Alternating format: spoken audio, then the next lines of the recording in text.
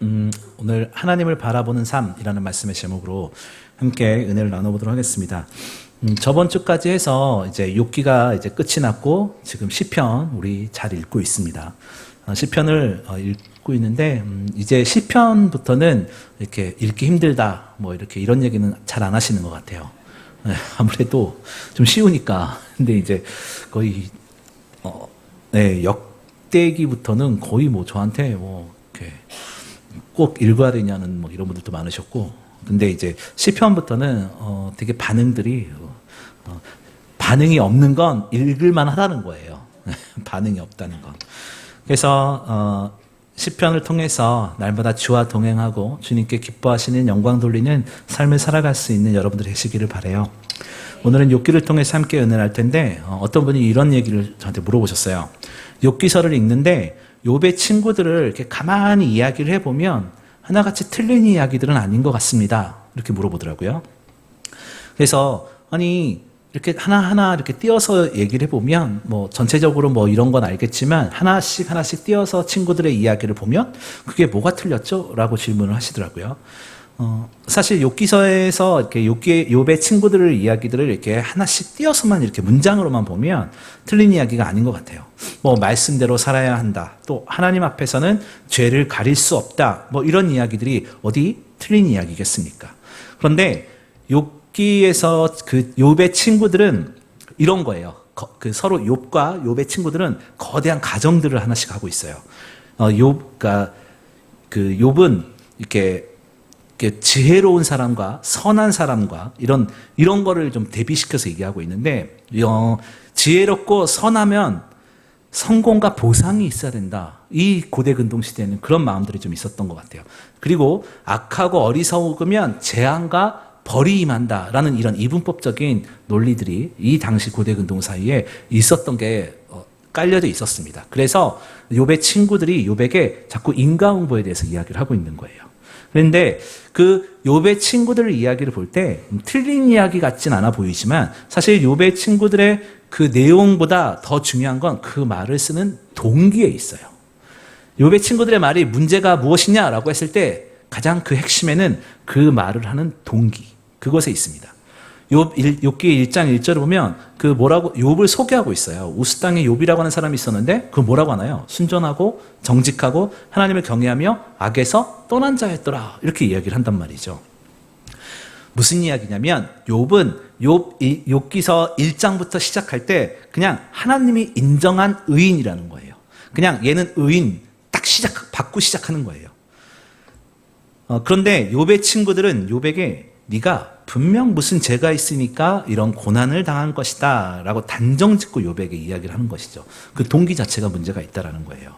사람들이 욥기서는 고난을 다루는 책입니다 라고 이야기를 하죠.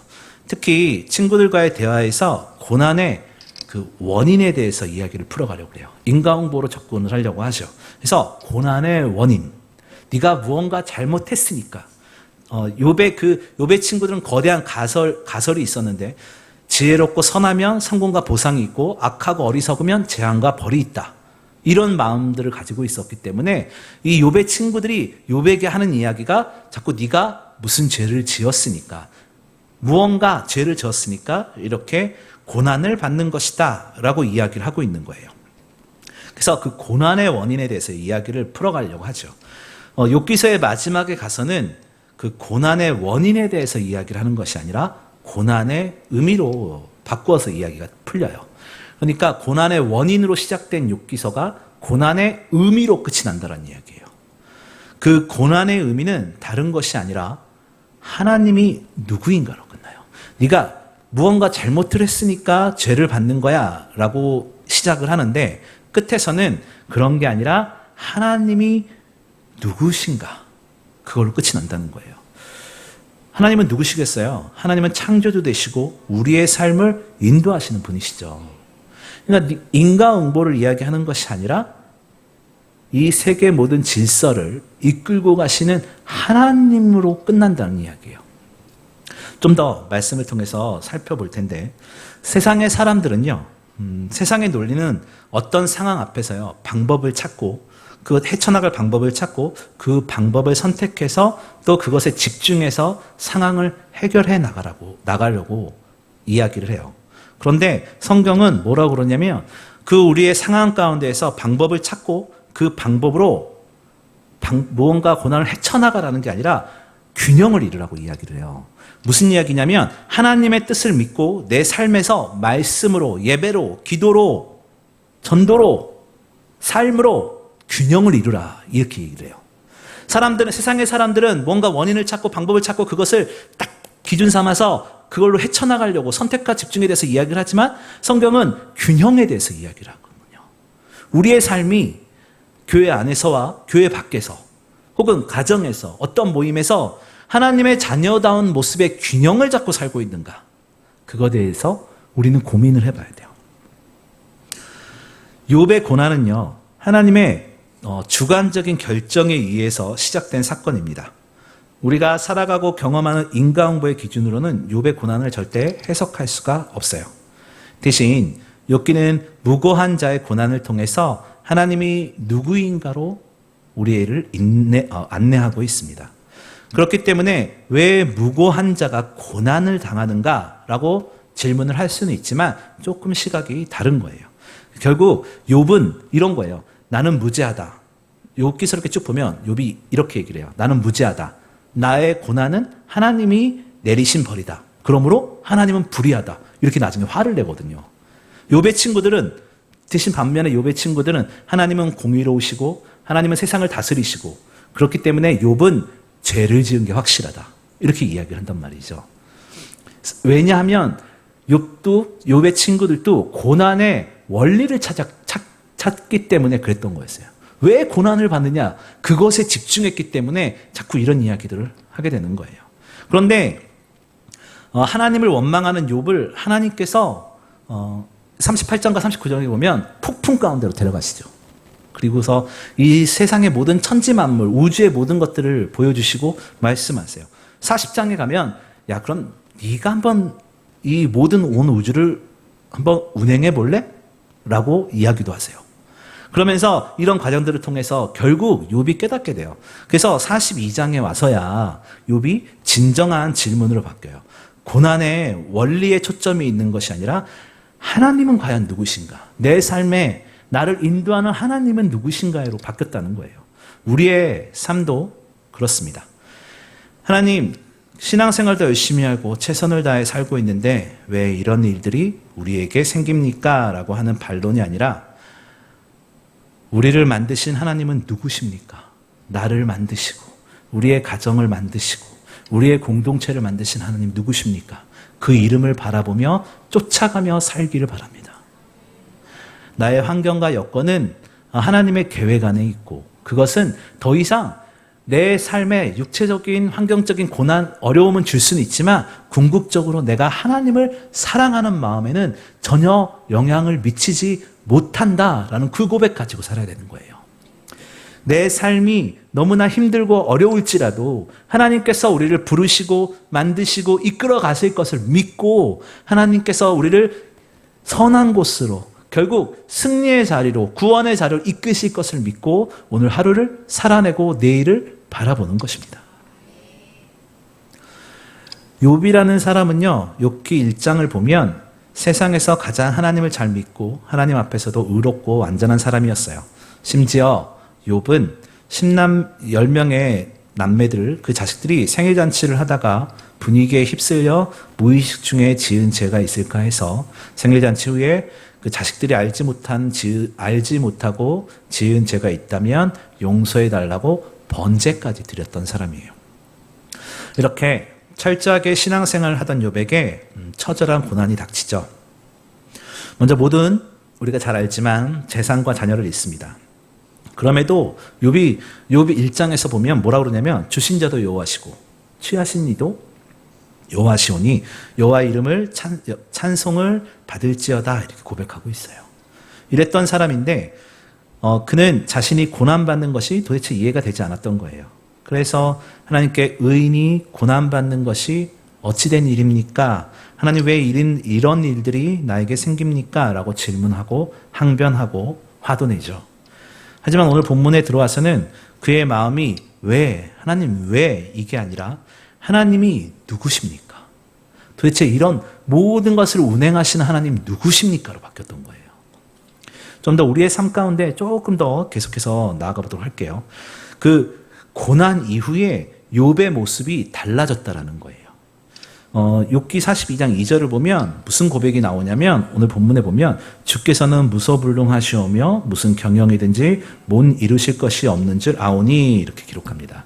이게 쉽게 무슨 말이냐면 하나님은 모든 것을 할 수 있습니다를 넘어선 이야기예요.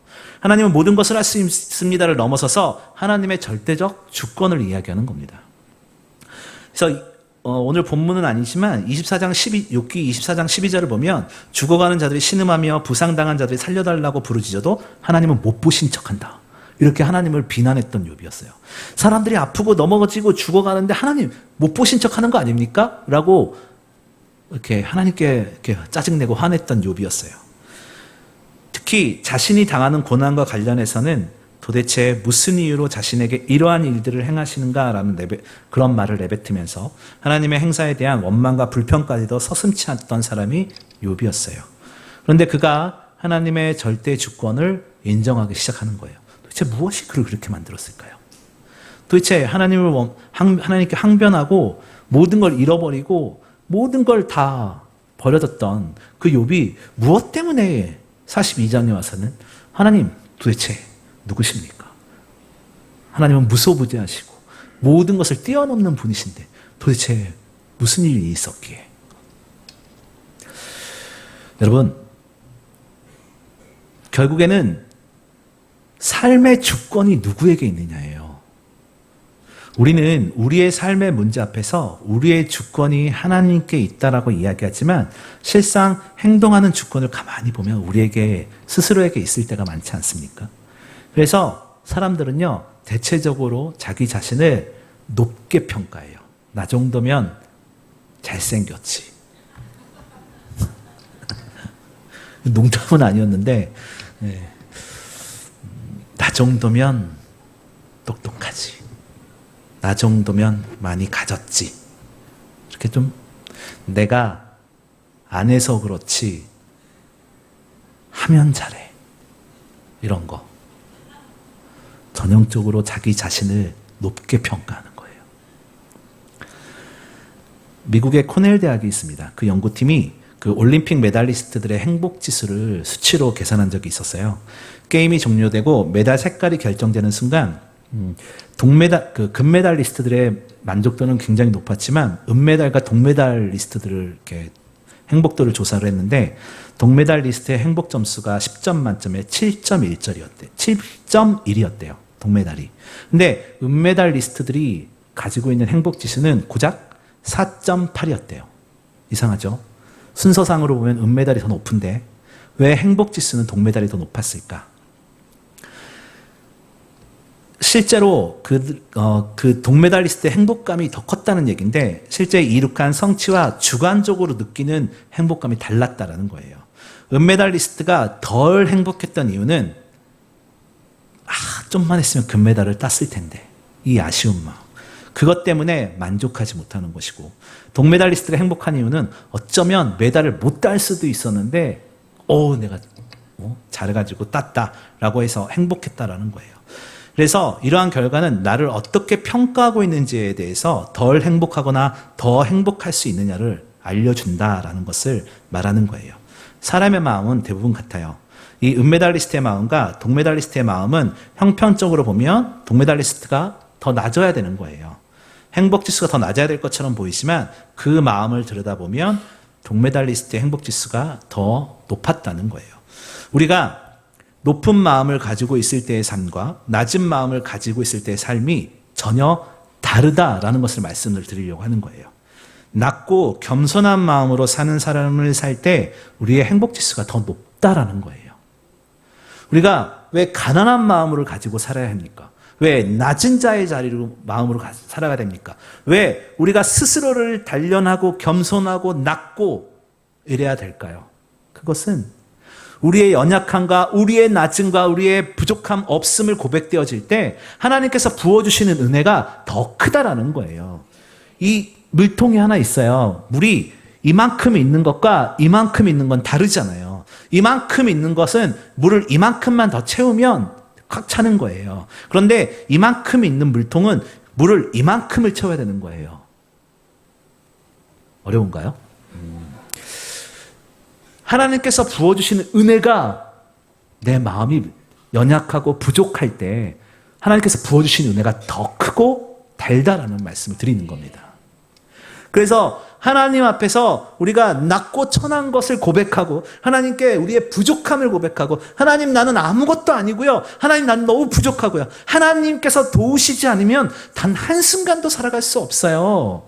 이 고백할 때 하나님께서 부어주신 은혜가 그만큼 꿀송이처럼 달고 나를 뿌리 끝부터 소생케 되는 귀한 은혜가 경험되어진다라는 말입니다. 우리의 신앙 수준을 수치로 평가할 수는 없겠지만 우리는 보통 그래서 우리의 수준을 과대평가한다는 거예요. 나 정도면 이 정도면 우리는 깨달아야 돼요. 하나님 앞에서 자랑하고 내세울 건 단 하나도 없다입니다. 그래서 때론 우리는 하나님을 익숙하다라고 생각할 때가 있죠. 나는 이렇게 하니까 하나님과 특별한 관계인 것 같아. 이러면서 우리는 생각할 수 있습니다. 여러분 일을 할 때 서툴지만 제일 열심히 할 때가 언제 있냐면요. 그 일을 처음 시작할 때예요. 서툴지만 진짜 열심히 할 때가 그 일을 처음 시작할 때예요. 군대를 가면 제일 군기가 바짝 들 때가 이등병일 때예요. 선임이 한마디만 하면 뛰어다녀요. 근데 이제 한 상병이나 병장쯤 되면 누가 불러도 안 움직여요. 한 10번을 불러야 살짝 움직여요. 네.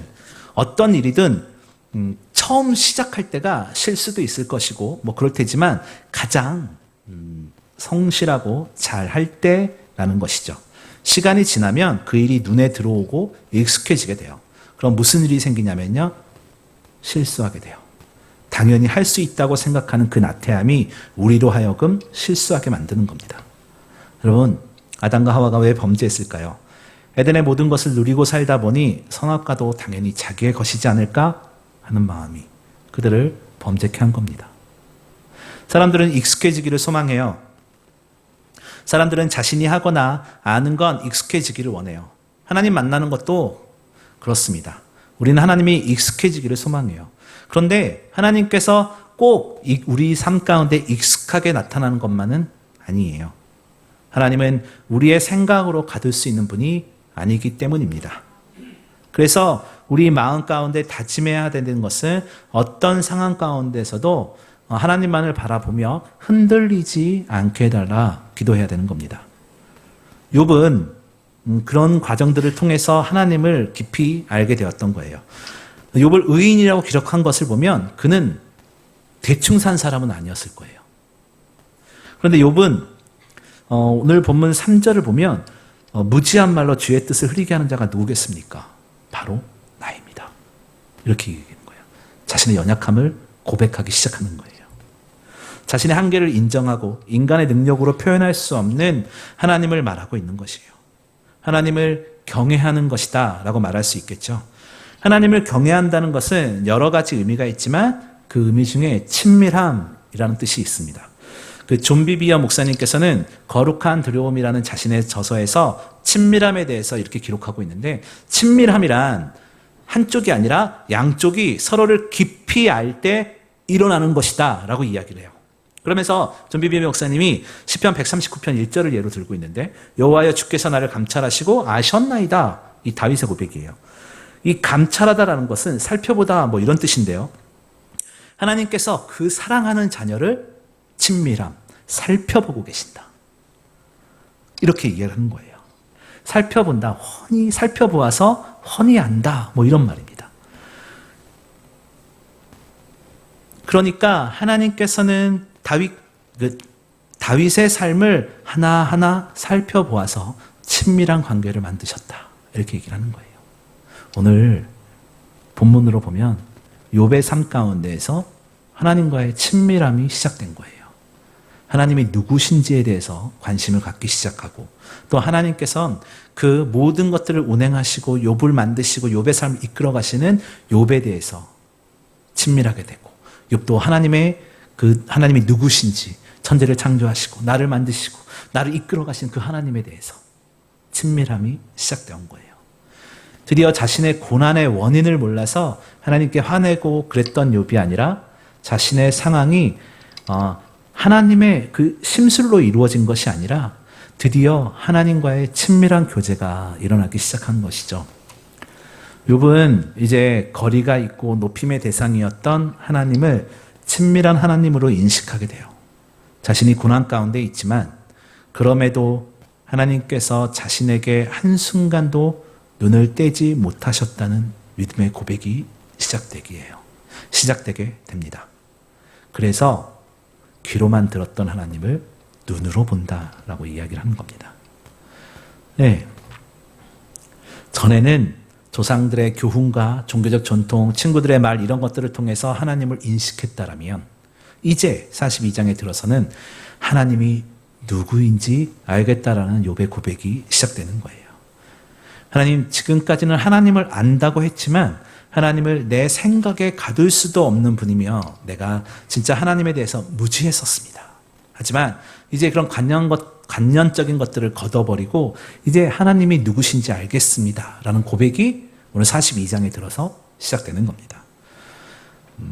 욥이 어떤 사람이었냐면 욥기 19장 27절을 보면 내가 친히 그를 보르니 내 눈으로 그를 보기에 외인처럼 하지 않을 것이라 내 마음이 초급하거나 라고 이렇게 이야기를 해요.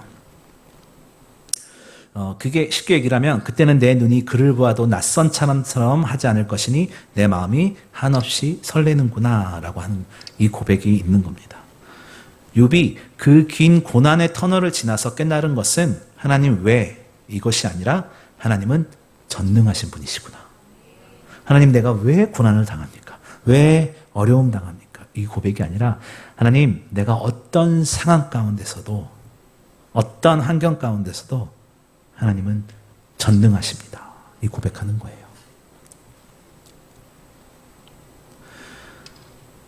모든 것은 하나님의 뜻 안에 있고 계획 안에 있으니 하나님을 바라보며 살아야 되는구나 라고 고백하는 겁니다. 여러분, 우리 모든 삶의 고난의 정답은 정해져 있어요. 전능하신 하나님께 맡기는 겁니다. 하나님을 의지해서 한 걸음 내딛는 겁니다. 어떠한 시험 당했어도 시험을 당하고 아무리 어려운 상황 가운데 있을지라도 하나님의 뜻을 의지하면서 나아가는 겁니다. 그것이 우리 신앙인의 방법이며 유일한 답이라는 것이죠. 여러분, 고난이 오면요, 우리가 무엇을 느끼겠어요? 무력감입니다. 돈, 지식, 친구, 그 무엇으로도 해결할 수 없는 것이 아마 고난일 거예요. 욥의 친구들을 보시길 바라요. 욥의 친구들이 아무리 많은 말을 했어도 욥의 고난을 해결하지 못했어요. 그의 아내조차도 해결하지 못했습니다. 결국 그 무력감 속에서 난 어쩔 수 없이 이렇구나 생각하는 게 고난일지 몰라요. 우리의 삶에서 나는 어쩔 수 없구나 하는 그 고난을 통해서 하나님께서는요, 나의 인간적인 생각을 걷어버리십니다. 그리고 걷어버리시고 무엇만 보이게, 하나님만 보이게. 그게 고난이에요, 고난. 욥기서는 고난에 대해서 이야기를 하죠. 하지만 그 고난 이면에 그 고난이 거쳐지면 하나님만 보이게 되어 있어요. 우리의 삶에서도 우리의 생각과 우리의 환경과 우리의 모든 아직과 이런 것들을 쑥 걷어내면 우리가 무엇을 바라보고 살아야 될지가 명확하게 보여요. 하나님의 뜻과 하나님의 계획만을 바라보며 사는 거예요. 그렇다면 비틀거려도 갈 수 있습니다. 세상 가운데 힘들어도 일어설 수 있어요.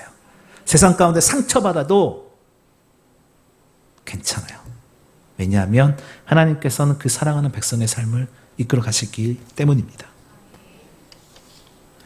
욥의 그 고난을 통해서 배운 것은 하나님께 설명을 요구하는 신앙에서 고난을 통해서 하나님이다라는 것을 답을 알게 되는 과정이에요. 우리의 삶도 그렇습니다. 하나님 왜 나에게 그러십니까? 이런 신앙에서 우리의 모든 결론이 하나님으로, 하나님의 은혜로 끝나는 것을 바라보시기를 바라요. 마지막으로 6절을 보면 그러므로 내가 스스로 하나고 티끌과 제 가운데에서 회개하나이다 이렇게 기록합니다. 자신이 인식했던 하나님에서 진짜 하나님이 누구인지 알게 된 거예요. 자신을 골탕 먹이고 그런 것이 아니라 하나님은 천지를 창조하신 분이고 그 역사 가운데서 우리를 부르셨고 우리는 순종의 삶을 살아야 된다라는 그걸 깨닫게 된 겁니다. 여러분, 회개가 무엇이겠어요? 결국 다시 하나님의 자녀의 모습으로 회복되어지는 것을 말하는 거 아니겠습니까? 여러분, 탕자의 비유를 생각해 보시기 바라요. 그 둘째 아들이 자신의 유업을 다 탕진하고 재산을 다 탕진하고 돌아왔을 때 아버지가 그를 너한테 줄 거 다 줬으니까 이제 가! 라고 매몰차게 했나요? 그렇지 않나요? 버리지 않으셨어요. 안아주시고 다시 아들의 지위를 회복시켜 줬다는 것이죠. 좋은 부모는 기다려주는 것이에요. 그래서 하나님께서는 우리에게 좋은 부모 되어주시고 좋은 안내자 되어주셔서 우리가 고난 가운데 넘어져 있고 땅만 바라보고 쓰러져 있을지라도 우리를 안아주시고 우리를 기다려주시고 우리를 당겨주시고 우리의 길을 예비해 주신다라는 겁니다.